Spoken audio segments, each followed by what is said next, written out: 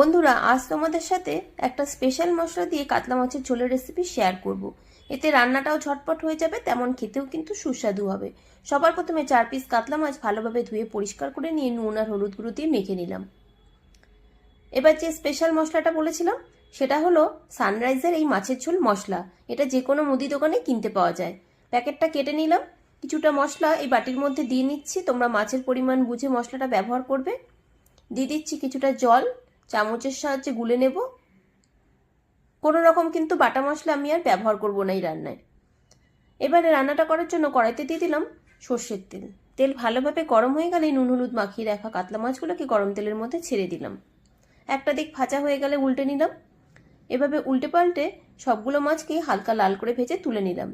এই তেলের মধ্যে ফোড়ন দিয়ে দিলাম কিছুটা জিরে, দিয়ে দিচ্ছি লম্বা টুকরো করে কেটে রাখা আলু, দিয়ে দিলাম পরিমাণ মতো নুন, আর দিয়ে দিচ্ছি পেঁয়াজ কুচি। আলু আর পেঁয়াজটা সামান্য একটুখানি ভেজে নেব। 2-3 মিনিট সময় নিয়ে ভেজে নিয়েছি। এবারে দিয়ে দিচ্ছি টুকরো করে কেটে নেওয়া একটা টমেটো, দিয়ে দিলাম গুলিয়ে নেওয়া সেই সানরাইজ মশলা, কিছুটা মশলার বাটি ধোয়া জল, দিয়ে দিচ্ছি পরিমাণ মতো নুন আর অল্প একটু লঙ্কার গুঁড়ো। ঝাল যেরকম খেতে চাও সেরকম বুঝে লঙ্কার গুঁড়োটা ব্যবহার করতে হবে। নেড়ে নিলাম। এবার গ্যাসের ফ্লেম লো টু মিডিয়ামে করে কিছুক্ষণ ঢেকে রাখবো। কিছুক্ষণ পর দেখো ঢাকাটা খুলে নিলাম। মশলা থেকে তেল ছেড়ে দিয়েছে। আবার একটু নেড়েচেড়ে কষে নিলাম আর আলুগুলো সুন্দর সেদ্ধ হয়ে গেছে। এরপরে দিয়ে দিতে হবে ঝোলের জন্য পরিমাণ মতন জল। ঝোলের পরিমাণ যেরকম রাখতে চাও সেরকম বুঝে জলের ব্যবহার করতে হবে।